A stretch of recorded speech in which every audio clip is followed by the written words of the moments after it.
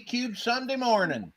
Yay. Now, say hello to Joyce and Brenda and Karen, and I'm going to allow them to introduce their guests since this is their show.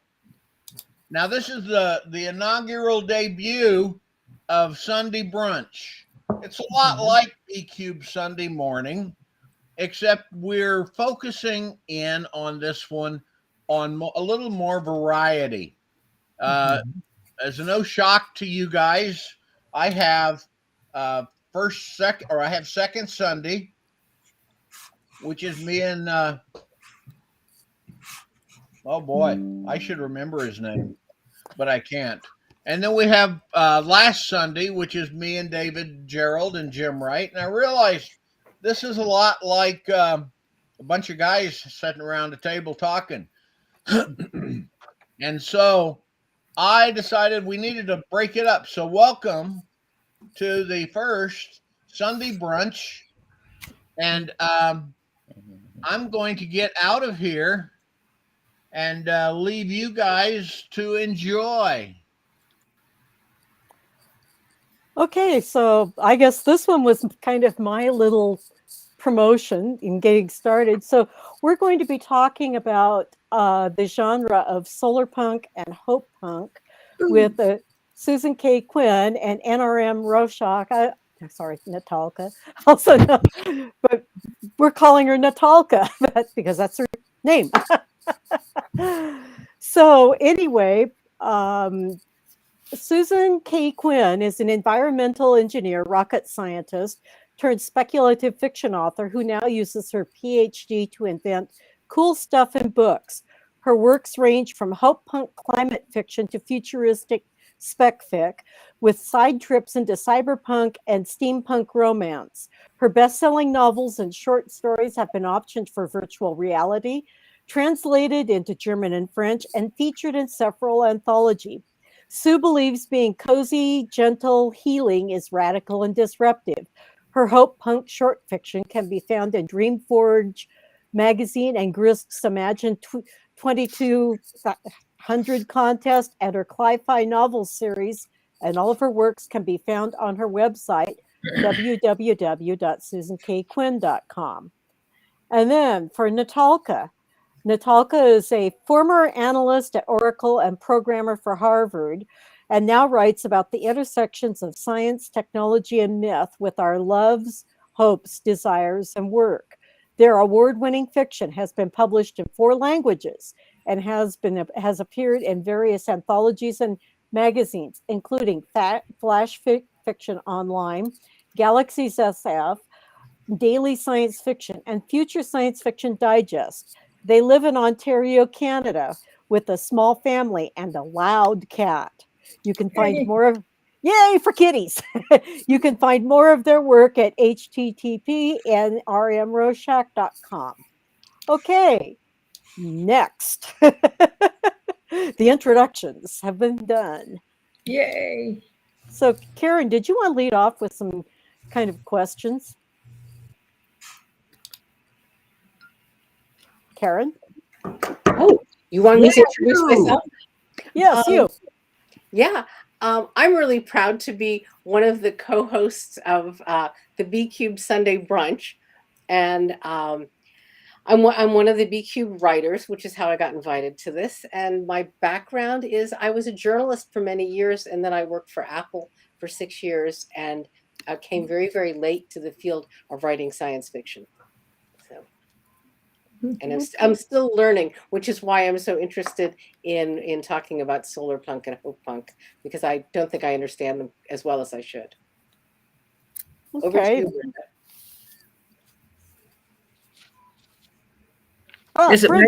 Is it my turn? Yes. Oh, okay. I don't know much about solar punk either, which is going to be so educational. My name is Brenda Clough, and I recently discovered that I'm the first female Asian science fiction writer in this country. But I have a lot of books, and I have a new webpage and all kinds of stuff. If you put my name into Google, I'm the first 300 hits that come up. So I'm easily found.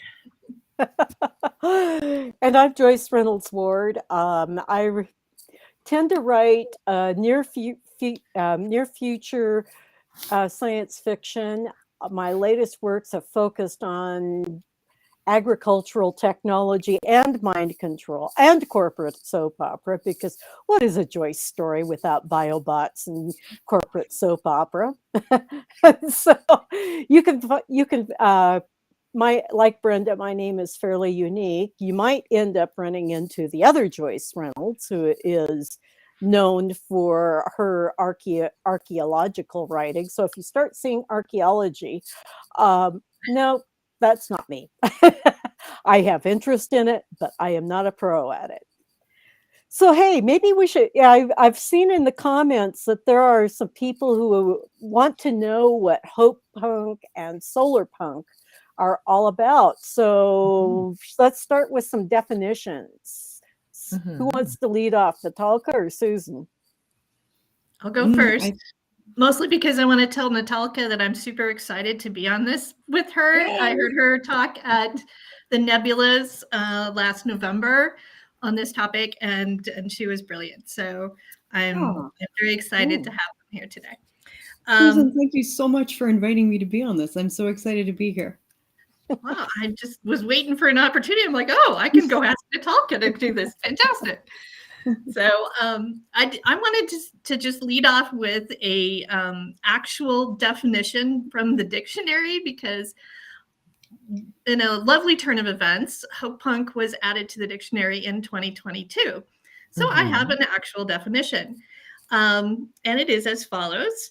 A subgenre, hope punk is, noun, a subgenre of speculative fiction and art that shows optimism, gentleness, kindness, and collaboration to be effective weapons in the fight to create a better future.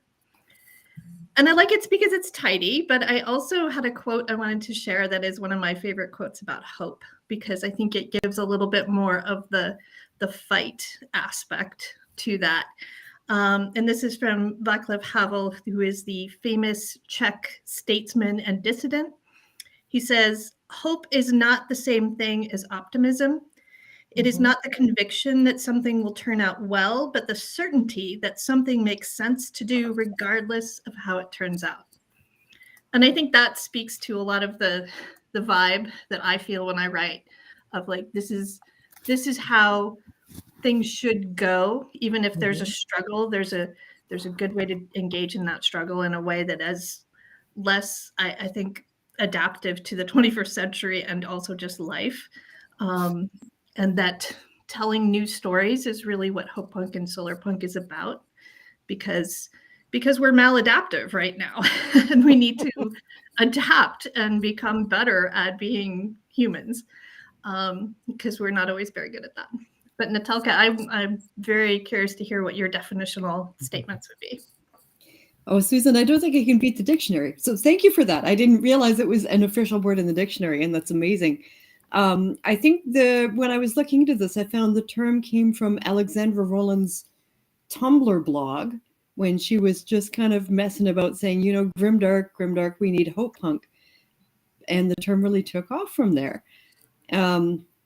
I think that the dictionary definition you found lines up totally with what she was saying, but what really struck me in reading what she'd written about it was when she was looking for examples of things that are hope punk, right? So it's not Pollyanna-ish. It's not about a world where everything is nice and noble bright.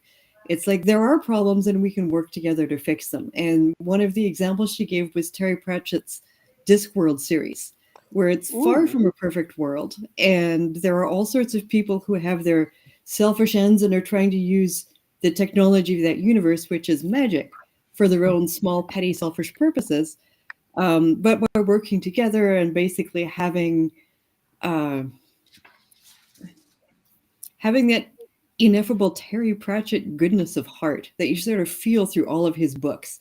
To me, that is part of the essence of hope punk, is that there is a goodness in many of us, not all of us, and we can come together and make the world better, and we have hope. One of my favorite quotes is actually from Mr. Rogers. So I'm going to bring Mr. Rogers into the discussion. And he said that when he was a small boy, his mother would tell him, wherever there's a problem, wherever there is suffering, look for the people who are helping. And that's where you want to be. Yes. And that is the essence of hope punk to me. It's like, let's tell the stories of the people who are helping. Yes, there is suffering, there are problems, and let's be the people who are helping. Let's tell the stories. Let's show how you can be one of the people who are helping. Because in our current society, we have broken down a lot of the community bonds.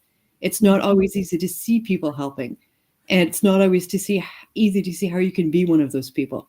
So hope punk, in as much as science fiction is a literature that gives people a vision of what the future could be like and what the present could be like, that's the hope is an important part of it, more so even than the technology, which I think comes to the fore more in solar punk. What do you think about that, Susan? Solar punk versus hope punk? That's something that's been occupying my mind. What's the difference? Oh, that's a really good question, and I'm totally going to answer that. But I have to throw in that I'm writing from Pittsburgh, and Pittsburgh is the original home of Fred Rogers. Yes. And Mr. Rogers' neighborhood is literally here in my city, and they have a Fred Rogers statue at the intersection of the three rivers. And if you go down there, so this is for everyone in the audience, if you ever get to Pittsburgh, go down to the waterfront, go see the giant Mr. Rogers statue, and they have this surround sound that is just him telling stories and talking to you. Like, it's just the most magical experience. So I just had to throw that out there. And I did that as soon as I moved here. I was like, I must go do this. Yes. So, okay, to your question, solar punk versus hope punk. I think at its most basic, hope punk is a very broad definition of more optimistic, compassionate, cooperative stories, whereas solar punk is all of that, but specifically applied to the climate and how we're going to tackle that most large of challenges that we have in the rest of this century. Like, how are we going to survive that? How are we going to fix that? And by engaging in that rather than running away from it or being in despair, by actively choosing to engage in that struggle, that's the kind of stories I think solar punk wants to tell. And I'm more partial to, like, a lot of my stories are very near future, like actively really like, what if we were going to do this right, what would it look like? What would those stories look like, and how would we, what struggles would we have? What things would we still have to overcome? Even if we make progress, what still would we have yet to do? And I think so I'm very focused on some near future stuff, but I've seen all kinds of solar punk stories, from very fantastical to very hard science fiction. And I love that we're still co-creating this. We're just beginning to create that. So if you're out there and you want to write a solar punk or a hope punk story, go for it and bring your own interpretations to that. But also look around and see some of the amazing stuff that's already being created. And it's just really, it's exciting to me to be a part of both of that. I'm also an environmental engineer and an activist in some ways, in my own little way. And it's very important to me to engage in this. And one thing I just wanted to add, and then we go to I'm endlessly as I started writing solar punk, I managed to meet at a conference a young woman who's doing her master's thesis on climate fiction writers, solar punk climate fiction writers, specifically optimistic ones. Yes. And it was amazing to meet her. And then she's like, I want to interview you. I'm like, oh my God. So we talked, and I ended up being later that summer, she published her thesis, and it was, she had anonymized it, but there were about 18 of us that she had interviewed. And the most striking thing to me was how similar we were, and how we had all sort of come to this as a way of dealing with our eco grief and managing that. For me personally, I started writing very specifically solar punk in the summer of 2020, which there was a few things going on right then. And I was drowning emotionally, and I needed to build a raft to get myself afloat again. And that's literally where that came out of, and I thought I was alone. I thought I was like some weirdo doing this thing, and I was not. It's just that we weren't connected. We didn't see each other, and so her thesis allowed me to see all these people, which is a very hope punkish kind of thing, right? For people to collaboratively co-create anything, and it's very exciting to me that there not only are people out there doing this, there's more and more all the time. Just one reason why I love talking about it. I think one thing too is that most of us are becoming more aware that we could categorize a lot of our work as solar punk or hope punk. I mean, Bob just commented that he didn't realize that B Cubed is publishing hope punk, but really the original notion of B Cubed, the Alternative Truth anthology, which was put together at light speed in order to respond to come out on Trump's inauguration day, you know, as a counter. But I mean, I started realizing that much because I can't write grim endings. I can't write dark. I can write dark, but the endings are usually there has to be a light at the end of the tunnel that isn't a train bearing down on me. And one of the things that I see coming up is people are saying, well, we don't get the punk part. I think the punk is the political action piece, what we are doing, which is so often different from the status quo. It's really hearkening back to the old original meaning of punk, which is from the 80s and 90s, where you were standing up to the powers that be, even if you're powerful, like in my Martini Air books, where, you know, we have the Lost Era standing up there and saying, hey, this is wrong. But I think that's the punk part is more about the activism, the taking action, the challenging the status quo. And I think that's where the punk part comes from. Would you guys agree? No, absolutely. I think that hope punk has come to the fore because we live in a time where the big bad is disinformation and disempowerment. And so obviously the good would be accurate information and empowering people to work together. But if I feel a lot of what has affected me in the past 10 years has been this message of from the media, and I don't mean the news media, I mean the advertising media, the social zeitgeist, has been, there's nothing you can do about it. It's bigger than you. Things are going to be awful. And so B Cubed Press has really been involved in hope punk in the sense that while some of the stories describe how awful things are, an awful lot of them show a small group of people working together to show another way it could go. Sort of shining light. The analogy that you bring to mind is all the class of fiction that came out in the 1960s about nuclear war. It was a way writing like On the Beach by Neville Shute, or just all those ones. This is a Commandy, in DC Comics.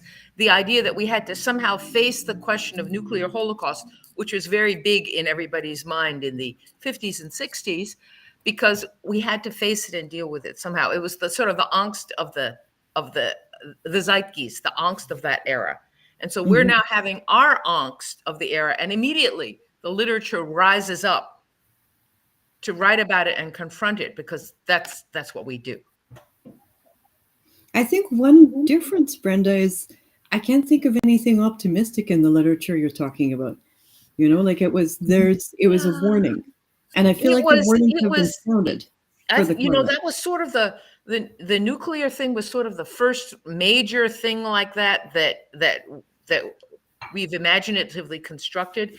I think the only thing that I can think of that was so psychologically weird for the human race was the big earthquake in Lisbon in 1500, which essentially sort of started the Renaissance and kicked the slats out of Roman Catholicism, because how could a good God let this terrible thing happen to the city of Lisbon?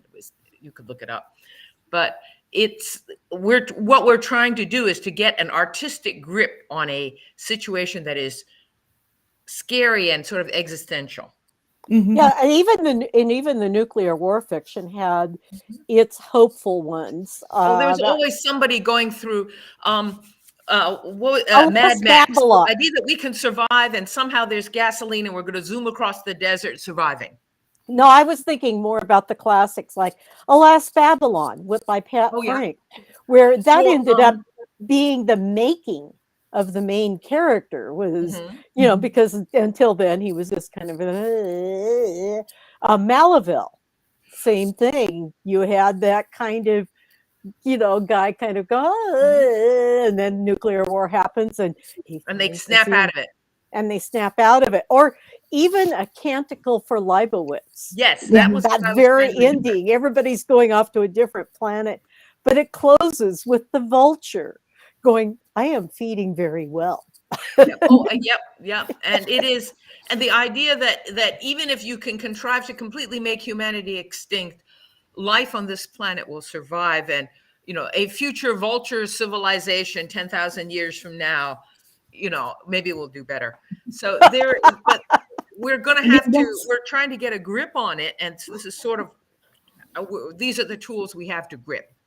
I'm going to agree with Natalka, though, that I think we're doing something a little bit different here with Hope Punk, because we've been coming to grips with our climate problem for like 20 years. And we've been doing that via dystopian fiction that is very much that post-apocalyptic, someone will survive and, the rest of you will pay. It's kind of how that goes. And I actually just recently had a discussion with another Hope Punk author about how restorative justice and near-term optimistic Hope Punk have a lot in common, in the sense that we're trying to not go through the apocalypse, actually. Yes. We're trying to fix things before it gets to that point. We don't need any more warnings. We don't need any more tales to warn us off. We know what the problem is. What we need now are the stories that tell us how to fix it and how to avoid the apocalypse. And restorative justice, if y'all are familiar with that phenomenon and movement, is all about restoring the community by taking actions that bring the offender and the victim together and healing. And so I think that optimistic, positive, healing aspect of like, we can choose that, or we can choose punitive measures, or we can choose to wait for the apocalypse, or, it's one or the other. And making that conscious choice is a choice that Hope Punk says. It says, I choose radical compassion. I choose. It's not because I'm an optimistic, person who doesn't understand the world. I understand it very well. I understand exactly how cruel people can be. And I choose, in the face of that, compassion, cooperation, because that's the way you fix the things. It's not, that's the way forward. So that's, I don't know, Natalka, if you wanted to add to that. Well, I think the way that we're going to figure out if Hope Punk, the way we're going to tell if Hope Punk has legs, if it's going to stick, is going to be when elements of Hope Punk start creeping into the mainstream culture. Currently, I have a theory about that, but currently the way that the mainstream culture portrays success is essentially the Kardashians. This person is successful. They have a huge mansion. They have servants. They have millions of cars. They're crashing all the time. They eat anything they want. They travel all over the world in private jets. And the way that we're going to see if Hope Punk is catching on is if we're going to start seeing popular culture venerating people who maybe live in rural areas, maybe live a lifestyle of self-sufficiency, maybe live in a very thoughtful and austere way in an urban area. And when there are more popular stories with Hope Punk characters, they will by default become hope punk stories. So, Karen, would you say that Greta Thunberg is a very popular hope punk character? Because to me, she Yes. does encapsulate that. I'd say she's a person. The thing I was actually thinking Did of not mean to imply otherwise. is the show Longmire. Who, sorry? It's Yeah. a show that takes place, it's a Western, and Okay. it shows somebody who lives very modestly. The hero, he hasn't finished his house. He never fixes his car. He's a very simple person. And the people that he venerates and works with, a lot of them are Native American. Well, the book series is even more so that way, because the book series, I keep arguing that maybe we should be talking to Craig Johnson and maybe Yes. like nominating like his last book, which is basically kind of a weird little time travel slipstream thing, with, you know, nominate it for genre awards, because it really is, Craig Johnson is veering into it. Yes.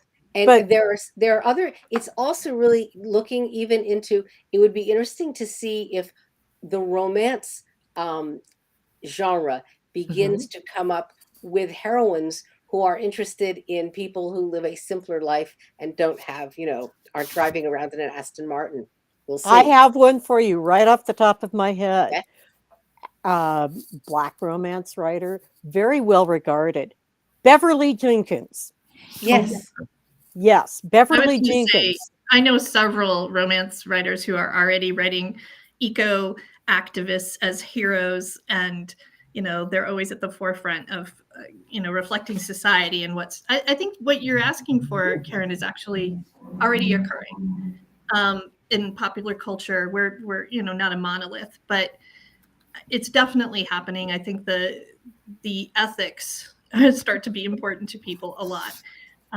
But if I could share my theory. Okay, so this is like my theory that I came up with like literally last week after seeing someone talk about The Last of Us, which is a new zombie show that everybody's raging about. But I think it actually has some hope punk elements to it. So my theory is that hope punk actually, now just go with me because it's kind of a thought experiment. Say it's comprised of about 10 elements. Maybe there's radical compassion, and maybe there's a cooperative plot line, or a character who chooses, gentleness rather than violence. Whatever your 10 elements are that to you would define hope punk, because again, I don't want to be prescriptive, it's evolving. But out of those 10, like if I was to find a story that had 10 out of 10 elements, I would call that Becky Chambers' Monk and Robot. I would call that some of the stuff that I've been writing. And I've been trying to write a 10 out of 10 hope punk story, because we need this so much. And yet, if you look at like all stories, I would say all stories probably have 1 out of 10 elements. Somewhere in there is somebody who's got a thread of hope that pulls them through and is kind to a puppy or something, right? But what I've noticed recently is mainstream fiction that normally, like, say the average out there is like a 2 out of 10 for the last 10 years. In the last couple years, we're edging that up. So we're seeing some explicit hope punk elements that make something more like a 4 or a 5 out of 10. It's not a full hope punk story. You can't really say Last of Us is the zombie apocalypse. Come on, like that's not really a hope punk story. But it actually is completely challenging the whole zombie genre, is turning toxic masculinity on its head. And they're saying explicitly the only people that survive here are not the ones who are the uber violent Rambo guy that slays all the zombies. It's the people who cooperatively work together. That's 100% a hope punk element. So if we can, I think it's actually just as powerful to have the 10 out of 10 stories as sort of like a guiding light, but also this creeping in of other into mainstream stories, these hope punk elements. I think that's extremely powerful. And I think it speaks to the fact that people want fresh stories. And they search for fresh, They're going into the hope punk bin and pulling out the hope punk element and tossing that in their story. I'm like, dang, this is a good thing. That is a good thing. That's Susan, my I theory. really like your theory. I don't feel like I read enough mainstream to be able to say, yes, I've noticed that too, but I love it. And I want that to be absolutely all of the mainstream fiction bringing forward more radical kindness. Yes, gosh. I wonder to what Yeah. I just cheer when I it might see it. also, I mean, it feels, I don't even think it feels, I think it's objectively true that since the mid 90s, American politics has been getting sort of meaner by the year. And Absolutely. Yes. radical gentleness is something we need when we're surrounded. I'm not American, but I'm Canadian, and so it's in the air, right? Nice is natural in Canada. Sorry? Yes, I'm so sorry. Nice. We're like, Nice is natural in Canada. Well, we can Hopefully. be mean to each other too, but I just we pay a lot more attention to the United States, I think, than anyone else that's not in the United States on Earth. So it's because we're like the mouse sleeping next to the elephant, right? We need to know, is the elephant going to wake up and roll over? So it just becomes part of the. They talk about the Overton window in the States. It's like, what's the permissible window of dialogue? And it feels like, in addition to shifting to the right, it's been shifting meaner over the years. Yes. Things are permissible now that were shocking when Newt Gingrich first tried them, right? And it's just the radical kindness that you see in hope punk, even in stories that are not hope punk and are not about standing up to authority. It is like a breath of fresh air, Susan. Like you said, it feels new and it feels so necessary. And bringing that to people, bringing them that kindness in our literature is a wonderful thing to do. I think people can really become disgusted by, continual meanness and, you can see it in the newspapers. After a certain point, being cruel to minorities and ragging on women and all of the really negative stuff, it gets old. People finally realize that it's, this is really not helping, and there's a fashion to everything. And I'm really sorry to say that even wickedness and nastiness comes into fashion. But maybe now the wheel will turn. I want to bring up something around solar punk and around cli-fi, which I think of as the Omelas problem. Ursula K. Le Guin wrote a very famous story, Those Who Walk Away from Omelas, about a city that has a culture that has essentially discovered perfection and harmony, but only at the sort of mysterious cost of horribly neglecting and torturing a child who is kept under the city in the most appalling conditions. I mean, it's a revolting story. And there are people who walk away and look for another culture. The reason I bring this up is that as I have worked in trying to write cli-fi and solar punk, often the technological or the sociological solution that benefits the majority has a very bad impact on a minority. And I stood up and read a story, the beginning of which has this wonderful solution to a lot of problems that face the left and the right, young people, working people, and it's this package. And the only thing you have to do is to sacrifice, literally put to death, an unpopular minority of people. And when I read this story, the audience was all doing this. It took them quite a while to see that all these things they wanted were going to require them, if they voted for that package, to kill a bunch of people. And I was astonished at how tempting this actually turned out to be in real life. And this really worries me. People who are far away, people who can't speak up for themselves can often, I mean, everything has its price. Yeah. And that America is a country where we're supposedly not going to pay a price. It's supposed to be, free land. You can get your 40 acres and a mule. The politicians will tell you it will cost nothing. And we want to believe that it will cost us nothing to, go to the moon, let us say. And it does cost money. It costs, real dollars, real resources, but we want the free lunch. You can always calm the rubes by promising them a free lunch. I see again and again stories about incredible pollution that's being caused in Asia by all of the waste we ship over there. And yet this is so distant for people. I think Malaysia. central to Most people in this country can't find Malaysia on the map.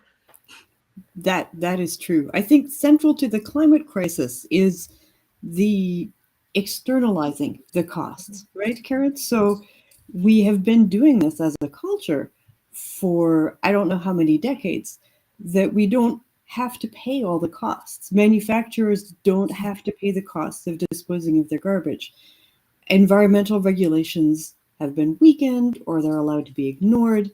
And I think that ties back to what Susan was saying about restorative justice. The whole idea behind climate justice is we stop externalizing the costs. We don't say it's all right if we have solar panels here, but somebody in Asia in a faraway factory is suffering and working slave labor to make those solar panels. We don't externalize those costs, because externalizing the costs and being allowed to do that for so long is part of what got us in the climate crisis in the first place, externalizing the pollution costs, kicking the can down the road, kicking the can to Malaysia, which we can't find on the map. So I think that is a big part of the link that, Susan, you were talking about between restorative justice and solar punk.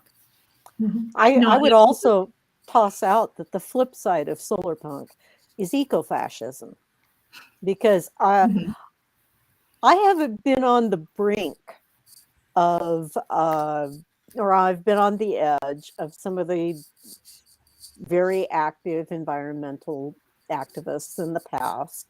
Not, just an observer. One of the things that started disturbing me was what the Omelas problem, what Karen was talking about in the 90s, because it started to be, well, yeah, in order to fix everything, a bunch of people have to die. Or, oh, well, a few weeks ago, I had a very chilling exchange with somebody on Twitter where they said, what we really need is a benevolent autocrat that just brings down, that just forces all of these change measures through, makes it happen. And my immediate reaction was, there is no such thing as a benevolent autocrat. But that is the trend that I see as I continue to follow the activists, a number of the activists, and what they want and what they are demanding is essentially benevolent autocracy, except at some point that crosses the line. And when that crosses the line, people get hurt. And it's not the ones that the activists think are going to get hurt. We've seen again and again on the national stage that once you have a benevolent autocrat in place, they can it depends whose autocrat it is. And once you have the structure in place, you can end up with somebody else's autocrat there. Not only is there that slippery slope, but the whole premise that we need to have a strong leader to lead us rather than cooperatively working together in a messy democratic process that includes protecting all the vulnerable people, whether they live in your country or not. That's harder, it's messier. Most importantly, it requires something of you. It requires you to engage, to understand, to live with the messiness. And a lot of people are no good at that. And even very well-meaning people, they just want someone to make it better. They don't want to have to be, because they're tired and they've got a complicated life and the kids got to get fed and what, I understand that at one level that everybody's life is complicated and difficult, but collectively we not only do we default to that as a glitch of human psyche where we just want somebody else to make it easy for us, but we also have been underserved by stories. Our stories have told us that there is a genius guy who will solve all our problems, or is there a hero who's going to come in and save the day? And it doesn't work that way. And we need story, but we've heard that story endlessly. And I don't even have to tell you the story. You know what it is, right? But we don't have stories where collectives are getting together to solve the problem, which is how it actually works in real life. I want And to so bring up Kim Stanley Robinson's Ministry for the Future. Yes, exactly. When I first met Stan, I was convinced like that he had been in some of the same boards of directors and stuff of nonprofits that I had, because the whole thing of trying to get people to cooperate. And you see a lot of that coming up in his Blue Mars story, where you are in an enclosed environment and people who don't want to cooperate can take the whole thing down.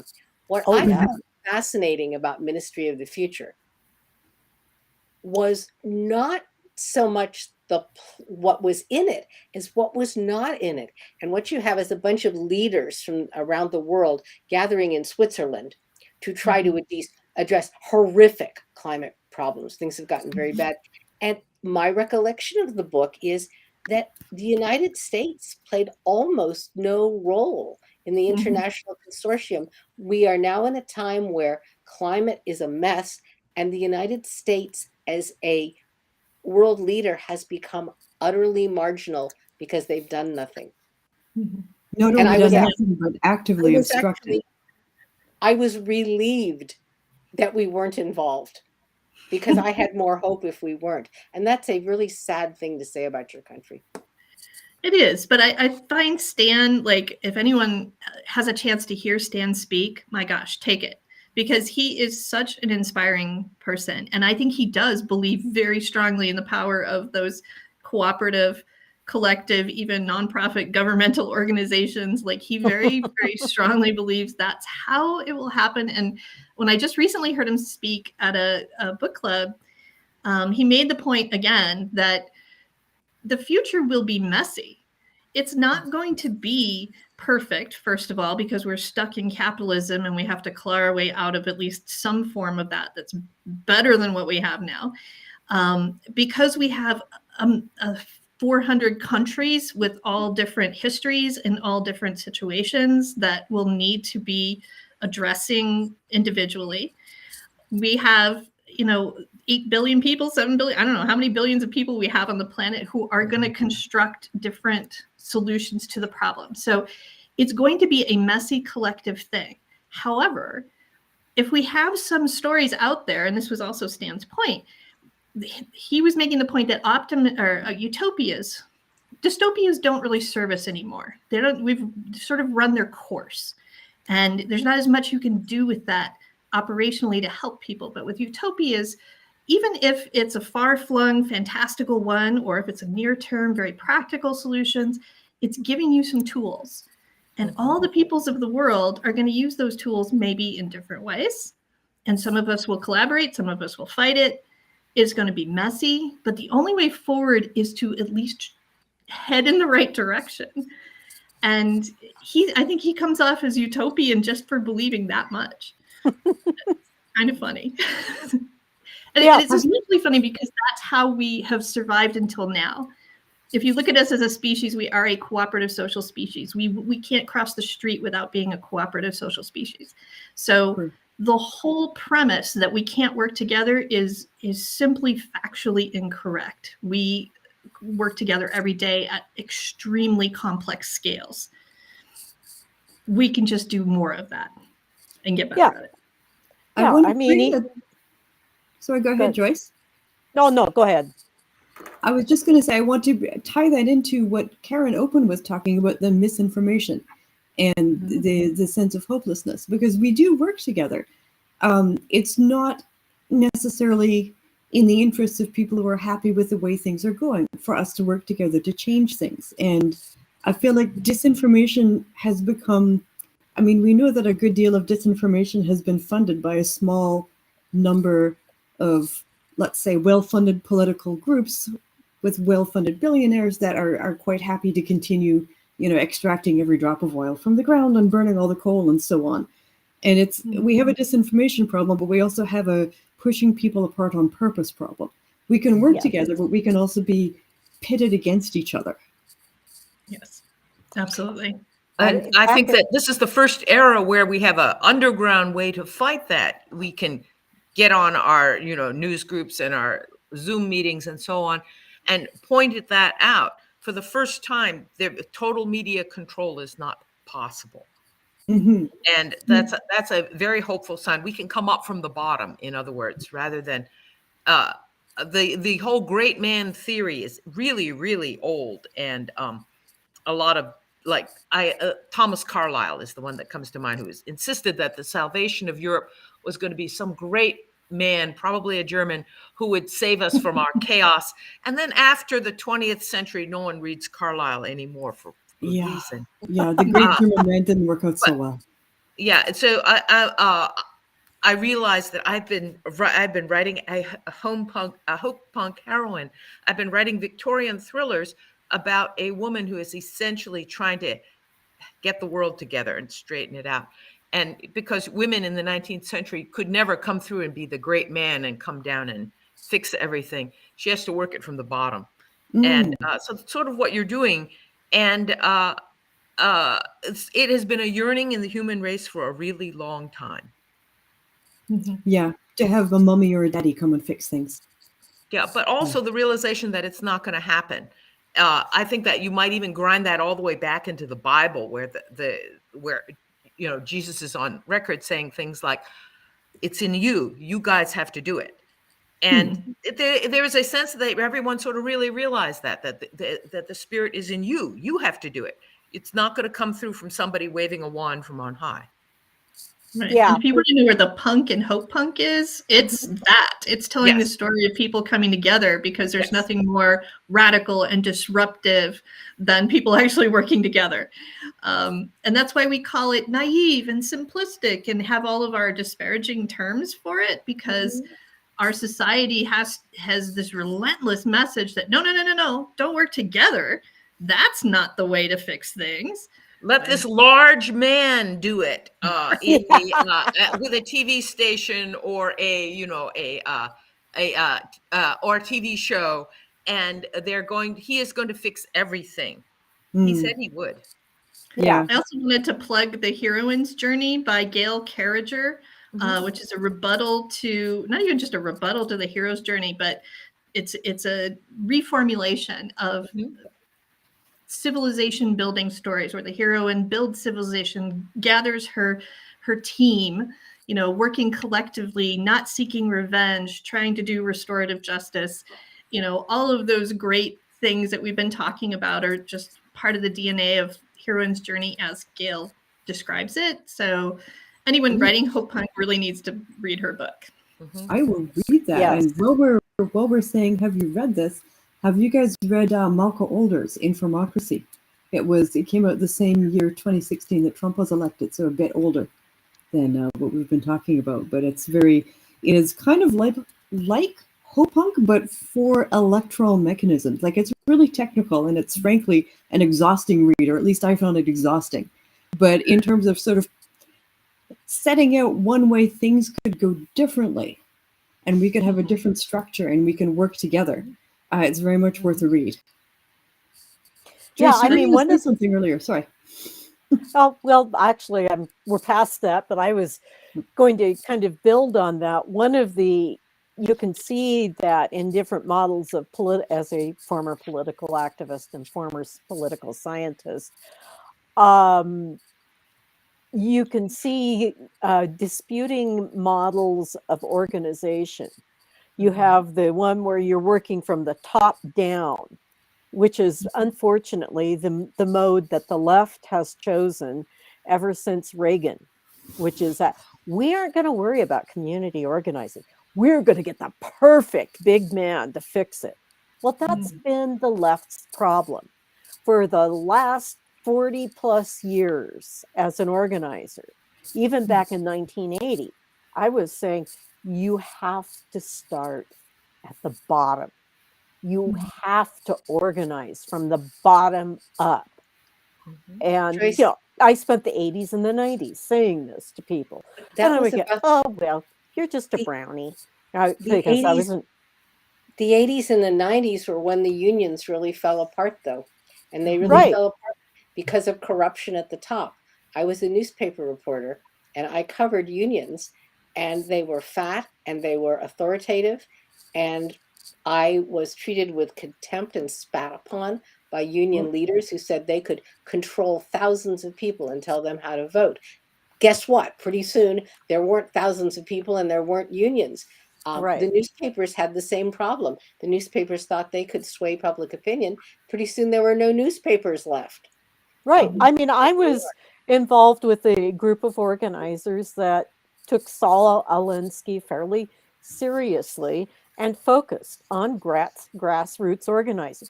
But the other thing, and I wrote a couple of papers on this when I was getting my political science degree in the late 70s, the religious right started, actually, it goes back even further than that. They organized, and they organized at the grassroots level. They were doing what the left should have been doing.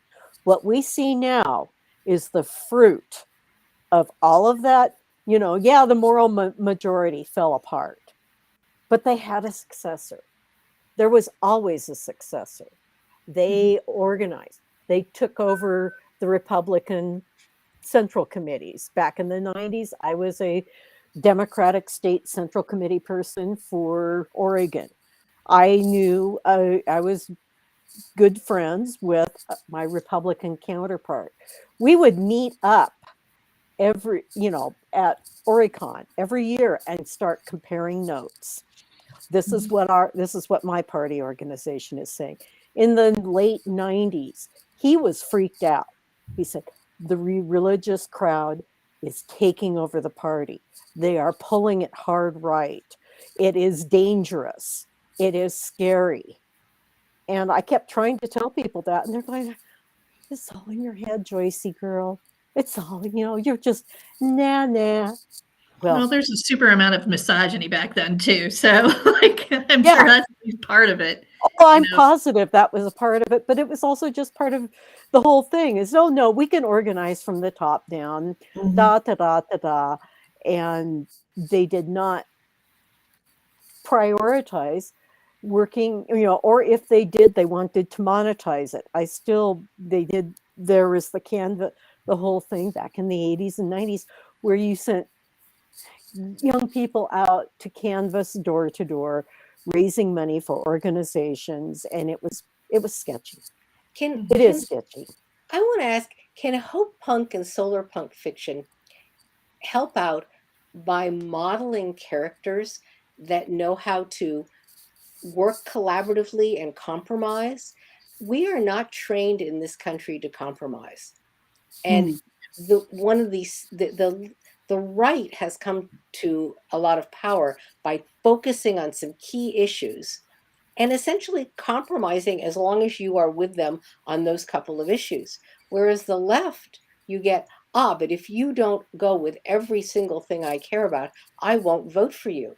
And the Seattle political scene is a real illustration of people declining to be involved in the political process because the candidate isn't vegetarian enough. They didn't take the stand on animal rights. They have a different stand on housing, even though this person may be embracing key things around civil rights and diversity and pay equity. They are a bad person because they haven't saved a whale.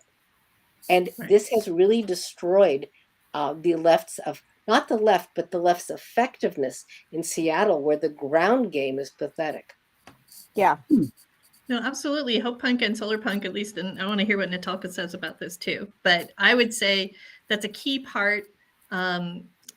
Compromise, restorative justice. Again, I keep coming back to that, but it's such a great example. These purity tests is just a strategy for failure. And, and I understand it at some level, because if you're someone who deeply cares about something and deeply cares about your own personal integrity, your own personal morality, you're going to deeply care and be wounded when something isn't quite exactly right. And you know what? We have to learn how to do that. And how to can you write those characters?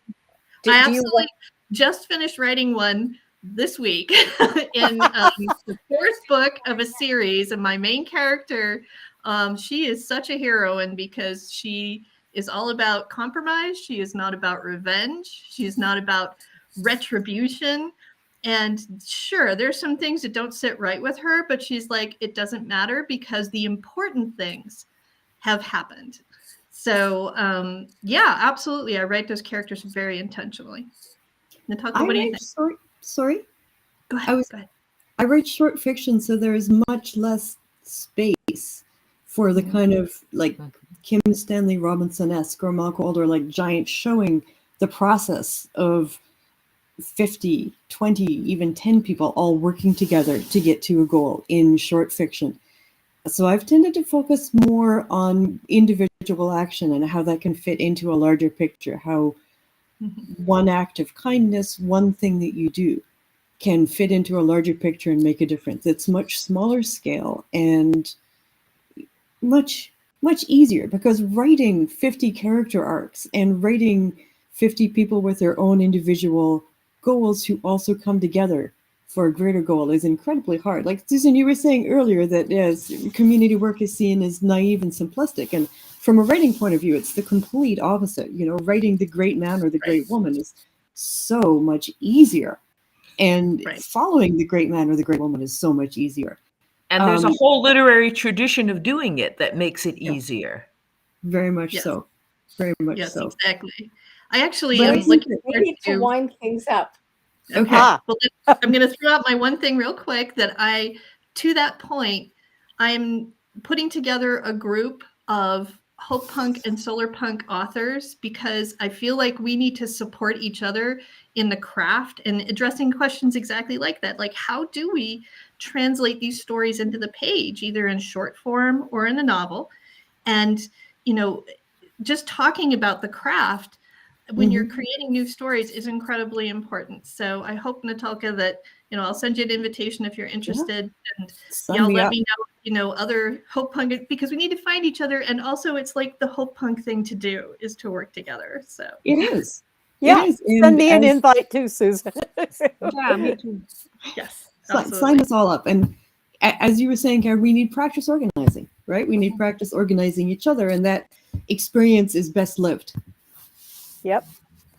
It looks like we're kind of in the winding down stage. So I think let's start with our guest. Susan, you have a book to promote?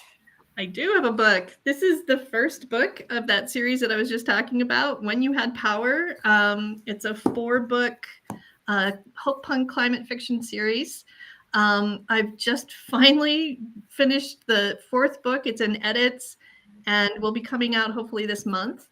And that will finish that series. And I have several short stories that are Hope Punk or climate, solar punk, or both. And I've kind of found my genre home now. I've written a lot of other stuff. If you go to my shelves, you will see like a lot of other books up there. But I've kind of found my genre home now. So I'll be writing those for a while. Wonderful. Natalka.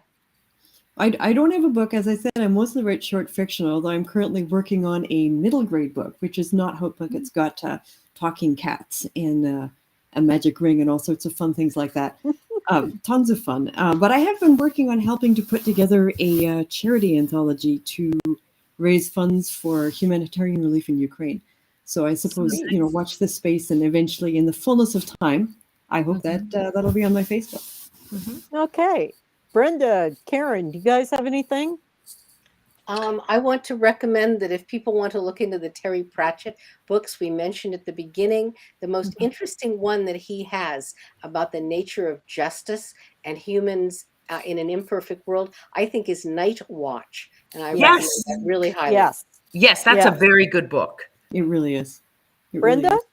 I realized listening to you two that I actually may be writing Hope Punk historical fiction. I have a series of Victorian thrillers that essentially they're not the great man, but I realize that my heroine's always trying to get it together for a better society. And this is so uphill that it's just about impossible in Victorian England. But I'm going to put a link in the comments to the first volume for free. So anyone who wants to look at it can. Awesome. Okay. And then I have, look at her. Yep, this book releases on February 7th. It is a hope punk type romance, kind of sort of. Doesn't mean bad things don't happen, because they do, but it ends on a positive note, and the characters are cooperative and helpful, except for the bad guy. But when it comes down to, we got to rescue them, it's the call goes out to the members of the powerful family, and they actually go out and do it themselves. So, yep, a different life now, always, forever, out on Tuesday. Nice. Congratulations on the forthcoming release. Very cool. Thank you. Well, folks, that was a wonderful discussion, and I appreciate y'all introducing, or for me personally, I can speak to it, that I appreciate y'all introducing me to Hope Punk. Now, question, who was it that said we're all moving forward together? Let's go forward together. Barack Obama? No, I heard you guys using that phrase, going forward together. I think that was Susan. We all thought it. Probably Okay. Susan. Well, I just wanted you to know I appreciate that, because we have 2 open calls here at BQ Press. This is the marketing section, where we have a book called Scott's Planet, which is going to be a 4 to 5 book set of anthologies about very much what you guys have been talking about. You take 1,300 colonists that colonized the planet, and then the government that encouraged them to go says, hey, we're done. You guys are on your own now. And I've already seen the starting of the we versus me stories. You know, the we stories about how we're going to survive, how we're going to make sure everybody has food and shelter. And then the me about how I'm going to make sure I have food and I have shelter. And it's an amazing dichotomy, and I'm looking forward to it. We've bought a couple of stories already. We actually have a steering committee, much like we had on post-row alternatives. Karen wrote a wonderful story for, by the way. Karen. Uh-oh. She always has the books handy. Oh, look at her. Yay. Diary. Oh, and by the way, I got feedback from one of my readers that your story was extraordinarily funny and fitting for the protest diaries. But it was. But post-row alternatives is basically works on the premise that the authoritarians, the theocrats, etc., one of the greatest enemies they see is choice, because it's not only the choice of whether or not you own your body, it's a choice of who you marry, it's a choice of where you live. I mean, choice is about as strong a word as you can say for what we should be having in our democracy, or our republic. And when people start taking it away in the name of demagoguery, it's just, that's how you get people like Trump, DeSantis, etc. But and then one other book that may be of interest to you, edited by Deborah Godfrey. We initially called it Madam President.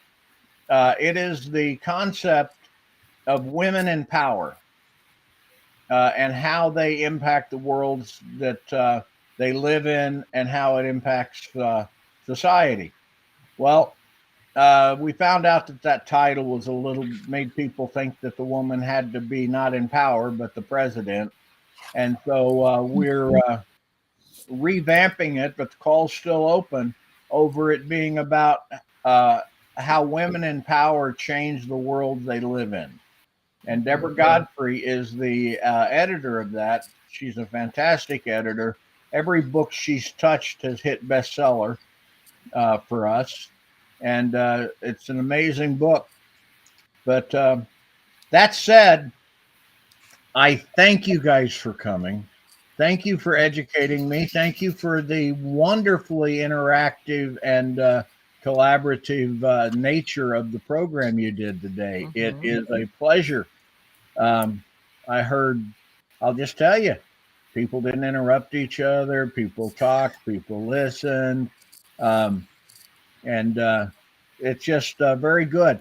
Now, do you have anything you can say about about first Sunday or coming up with the Sunday brunch next month? Or do you know? Karen, you've got my notes. Yes. We have not confirmed the guest for next month. We've got some amazing topics coming up. We have an entire year's worth, and as soon as you get a guest, then we can announce it. Well, that's cool because the way B Cube works is I have designated guests, hosts, etc., or guests for the first Sunday, second Sunday, and last Sunday. So that means I only get to invite my friends to one of them. But I like to think that all of you people are my friends, and I very much, Natalka and Susan, you guys, I'm very pleased to recognize that Hope Punk lives. Now I'm going to ask you a silly question. Was Star Trek Hope Punk? Oh, absolutely. And if you look at Star Trek Discovery Season 3 in particular, is so explicitly hope punk. I was just jumping out of my seat with every episode. So if you want to start there, check it out. It's an easy watch. Star Trek in general, for sure, has very broad hope punkish themes. Compared to Star Wars, where it's clearly not.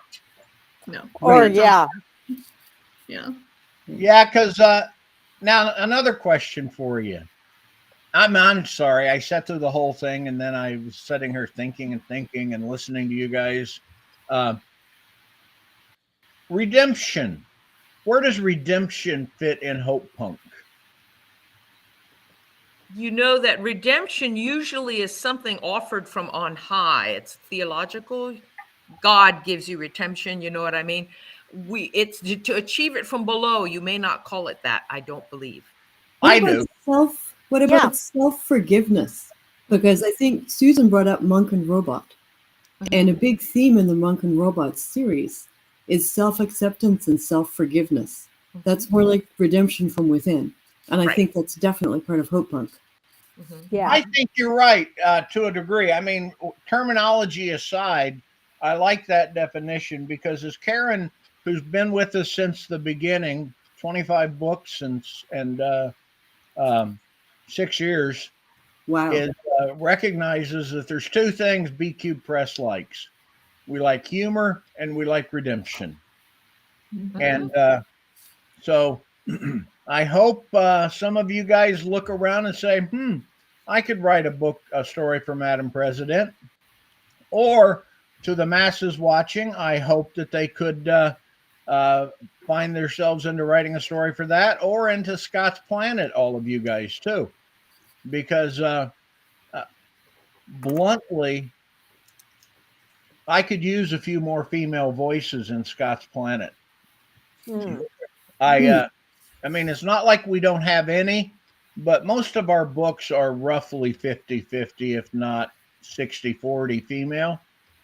Scott's Planet is the first one where it has had, it's not, the balance hasn't been the same. Now, I'll give you credit. The balance is better in the stories I've accepted, but on the submission side of it, it's been different. So think about it. And any last words from any of you? I would just say if people want to read more Hope Punk, I have a page on my website that has a bunch of recommendations. So if you do you have your website listed in the chat? I will figure out how to do that. Maybe. I'm not sure. Oh, okay. Well, you can always put it up there later on. Okay. Yeah. You can put it up on Facebook. Yeah. this goes out live on B Cubed Press's YouTube page. And Thank so you. people will, I'll note that people very often go back and watch them because they can't get up this early on a Sunday morning, even if we're on the West Coast. So Send thank- the URL to Bob or to Karen or somebody, and they'll post it there, and then people can see it later.